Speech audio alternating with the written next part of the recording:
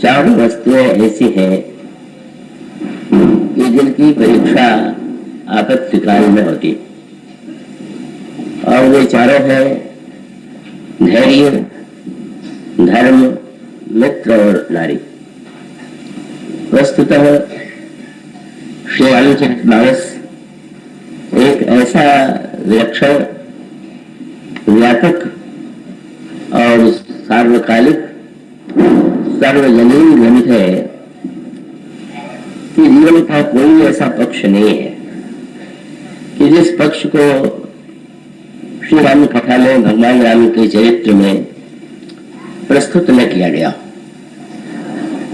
क्या हमारे जो परंपरा है, पौराणिक परंपरा में 24 अवतारों का वर्णन है और उसके साथ श्रीमद्भागवत में यह भी कहा गया कि भगवान के अवतार तो असंख्य हैं,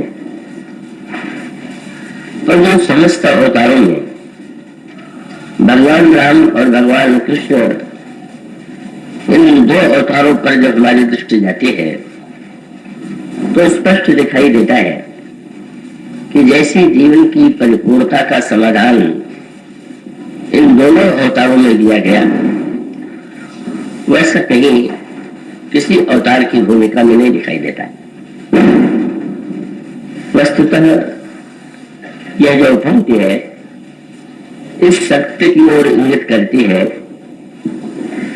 यह जो सृष्टि है इसका निर्माण जो हुआ है वो गंध से मिलकर के ही हुआ है, और जब गंधात्मक सृष्टि में व्यक्ति निवास करता है, रहता है, तो ऐसी स्थिति में यदि हम यह आशा करें कि व्यक्ति के जीवन में, समाज के जीवन में, देश के जीवन में केवल एक ही पक्ष आवे और दूसरा पक्ष न दिखाई दे, तो इससे बढ़कर के कोई अन्य दुराशा नहीं हो सकती। आप भगवद गीता के उस सूत्र पर दृष्टि डालें जहां अर्जुन व्याकुल है और भगवान कृष्ण जब अर्जुन को प्रेरित करते हैं युद्ध की ओर, संघर्ष की ओर, तो आप एक अनोखी बात पाएंगे। गीता के ही अंत में संजय भगवान के संदर्भ में ये कहते हैं धृतराष्ट्र से कि जिधर भगवान कृष्ण है, जहां धनुर्धारी अर्जुन है, वहां तो विजय अवश्य संभावी, वहां निश्चित रूप से समस्त कल्याण की उपलब्धि होना अनिवार्य है। संजय का यह वाक्य एक ओर है और दूसरी ओर एक बड़ी अनोखी बात आप पाएंगे। जब भगवान अर्जुन को युद्ध के लिए प्रेरित करते हैं तो वे कह सकते थे कि तुम निश्चिंत होकर के लड़ो, विजय तो तुम्हारी ही होगी। निश्चित है कि विजय अर्जुन की ही होने वाली है और स्वयं भगवान ही जिसके रथ पर विराजमान हो, जिसके सारथी हो, का उसके विजय में संदेह ही क्या हो सकता है। किंतु भगवान जब अर्जुन को उपदेश देते हैं तो आपने एक बड़ी विचित्र बात पाई होगी। भगवान अर्जुन से कहते हैं, अर्जुन युद्ध के दो ही परिणाम होंगे, या तो तुम युद्ध में विजय प्राप्त करोगे या मारे जाओगे। अब भला इसकी क्या आवश्यकता है? कहना तो ये चाहिए कि तुम निश्चित रूप से जीत रहे हो, तुम लड़ो। पर भगवान कहते हैं, अर्जुन तुम विचार करके देखो, अगर तुम मारे जाओगे युद्ध में तो तुम हतोवा से स्वर्गम, तुम मृत्यु के बाद स्वर्ग में जाओगे। अब दूसरी ओर में कहते हैं जितवा वा भक्ष से नहीं, अगर तुम जीवित रह करके विजय प्राप्त करोगे तो उस पृथ्वी का उपभोग करोगे। भगवान इन दोनों पक्षों को जब अर्जुन के समक्ष रखते हैं, जिसके संदर्भ में कोई अनिश्चय नहीं है, कोई भ्रांति नहीं है, तो फिर भगवान की इस वाणी का तात्पर्य क्या है? उसका अभिप्राय आगे चल करके भी स्पष्ट होता है। क्योंकि भगवान जब अर्जुन को उपदेश दे रहे होते हैं तो उसका एक पक्ष भगवान के द्वारा विजय है।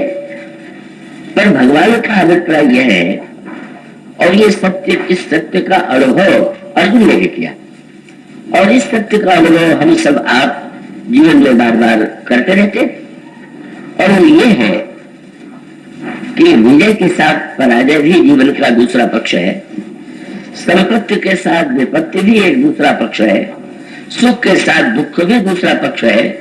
और तब भगवान अर्जुन को यह आश्वासन दे करके का एक उस भ्रांति को जन्म नहीं देना चाहते कि जिसके द्वारा अर्जुन यह मन में अंतःकरण में दुराशा पाल ले कि हमारे जीवन में कभी पराजय के क्षण आएंगे ही नहीं।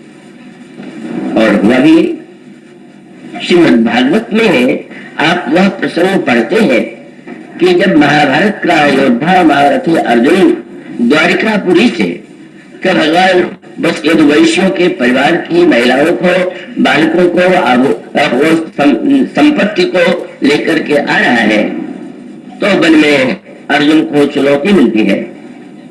और चुनौती मिलने के पश्चात अर्जुन को एक क्षण को तो यह लगता है कि शायद ये कोई किरात मुझे नहीं जानते कि मैं कौन। और तब उन्होंने यही कहा कि तुम जानते हो मैं कौन। और जब उन्होंने कहा कि हम जानते हैं कि तुम अर्जुन, तो जो बड़ा आश्चर्य हुआ। उनको लगा कि जानने के बाद भी क्या ये इस प्रकार का दुस्साहस, जिसने भीष्म, द्रोण, कर्ण और इतने योद्धाओं को पराजित किया हो, उसको एक जंगल में रहने वाले कभी बनेचर ये बोल के रात चुनौती दे, कितने आश्चर्य की बात। पर सचमुच जब सत्य सामने आया तो आने के पश्चात अर्जुन बाण के द्वारा उन पर प्रहार करे, इसके स्थान पर गांडीव धनुष की डोरी को चढ़ा पाना भी संभव नहीं होता। और निश्चित रूप से अर्जुन पराजित होते हैं और वो सारे जो कुछ ले जा रहे थे इसमें से अधिकांश भाग जो है उन दस्युओं के द्वारा छीन लिया गया। यह प्रसंग पढ़ना अच्छा नहीं लगता, यह प्रसंग किसी को प्रिय प्रतीत नहीं होता है, लेकिन आप यह पाएंगे कि अर्जुन जब मार्ग में इस दृश्य पर विचार करते हैं तो उनको गीता के तत्व ज्ञान का स्मरण आता है। और तब उन्हें यह लगता है कि भगवान ने मुझे जो उपदेश दिया, उस उपदेश में जब उन्होंने यह कह दिया कि लाभा लाभो जया जयम, लाभ में और हानि में, जय और पराजय दोनों में ही तुम्हें स्वयं को सम बनाना है, तो उनको ऐसा लगा कि आज उपदेश की सार्थकता तो आज जय के क्षण में तो कोई भी व्यक्ति वह मान सकता है, जय किससे प्रिय नहीं होती है। लेकिन भगवान ने जब गीता में ये कहा था कि तुम्हें तो जय और पराजय में भी सम होना है, लाभ और हानि में भी सम होना है, जब वे कहते हैं कि समत्व ही जीवन का सर्वश्रेष्ठ तत्व है, तब मानो भगवान वह संदेश गीता के माध्यम से अर्जुन को ही नहीं, अर्जुन के साथ साथ संसार के सभी व्यक्तियों को वह एक संदेश, एक सत्य बताना चाहते थे। और यही सत्य स्वयं भगवान श्री राम के जीवन में, कि भगवान कृष्ण के चरित्र में जब उन घटनाओं को जब हम पढ़ते हैं, जब उसे हम सुनते हैं, स्वाभाविक है कि जो मधुरतम पक्ष होता है उसे पढ़ करके सुन करके ही व्यक्ति आनंदित होता है। कल जब वक्ता भी श्रीमद् भागवत की कथा सुनाते हैं तो उनकी दृष्टि मुख्य रूप से उसके मधुर पक्ष पर, ललित पक्ष पर और मनुष्य को जो आनंदित करने वाला पक्ष हो उस पर ही उसकी दृष्टि जाती है। किंतु भगवान तो उस सत्य को अपने चरित्र में जब स्वीकार करते हैं तो उसका अभिप्राय है कि वे बताना चाहते थे कि वस्तुतः व्यक्ति, यह जो सृष्टि है उसका एक अनिवार्य नियम है, अनिवार्य सत्य है कि दुख और सुख, संपत्ति और विपत्ति, जय और पराजय इसके अभिन्न अंग हैं। और उसे हम कैसे स्वीकार करते हैं, मुख्य बात यह नहीं का वो आना तो अनिवार्य है, पर जो अनिवार्य है उस अनिवार्य में ही व्यक्ति की परीक्षा है। इसका अभिप्राय यह है कि संपत्ति, जय, सफलता के क्रम में हमारी जो मनस्थिति होती है, यद्यपि एक बड़े महत्व का तथ्य है, इसमें इस चौपाई में जो पहला शब्द कहा गया है उस शब्द कहा गया धीरज। तो धीरज का अर्थ केवल इतना ही नहीं लेना चाहिए कि धीरज माने जो व्यक्ति विपत्ति में धैर्य धारण करे वो धैर्यशाली, बल्कि रामायण में तो अनोखी बात बताई हुई कि धैर्य की आवश्यकता विपत्ति में ही नहीं है, संपत्ति में भी। धैर्य की आवश्यकता केवल पराजय में नहीं, विजय में भी। और उसका सूत्र क्या है कि जब धैर्य शब्द का प्रयोग करते हैं आप, चाहे लंका के युद्ध के संदर्भ में दृष्टि डालें, चाहे भगवान श्री राम जब महर्षि विश्वामित्र के साथ प्रस्थान करते हैं तब जिस शब्द को सबसे अधिक महत्व दिया गया वह क्या है? अब यह जो भगवान श्री राम की जनकपुर की यात्रा है, यह तो हर दृष्टि से कब उसमें सुख ही सुख है, आनंद ही आनंद है। और उस यात्रा में कब जो जितने दृश्य घटित हुए, कब इस सब के सब यो कह सकते हैं कि बड़े सम्मुख है। लेकिन जब भगवान श्री राम का वहां पर वो संकेत आता है, महर्षि विश्वामित्र आए हुए हैं और इसलिए आए हुए हैं कि असुरों के द्वारा यज्ञ नष्ट किए जाते हैं। और तब उस यज्ञ की रक्षा के लिए उनको ऐसा लगता है कि भगवान को छोड़ करके इन असुरों का संहार कर पाना का किसी व्यक्ति के लिए संभव नहीं।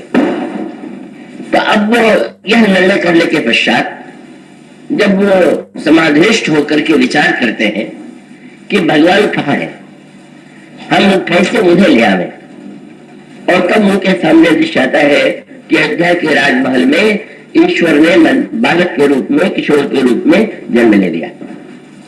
और तब वे महर्षि दशरथ के निकट जाते हैं और उनसे आग्रह करते हैं कि अनुज समेत देव रघुनाथा निश्चर वध में भोग पड़ा था, तुम दो अपने पुत्रों को, श्री राम और उनके छोटे भाई को साथ में दो, और राक्षसों के वध से मैं सलाख हो जाऊंगा। स्वाभाविक था कि महर्षि यह जानते हैं, प्रारंभ में जब महर्षि विश्वामित्र का स्वागत और सत्कार किया था महर्षि दशरथ ने, तो वो बड़े उमंग में, बड़े उत्साह में थे और उन्होंने यही कहा था कि आप आए कृपा करके, मैं धन्य हो गया, और आप तत्काल यह बताने कि आपको क्या चाहिए, और आपके कहने में दे रहे, मेरे करने में नहीं। उस समय उत्साह की भाषा ये थी।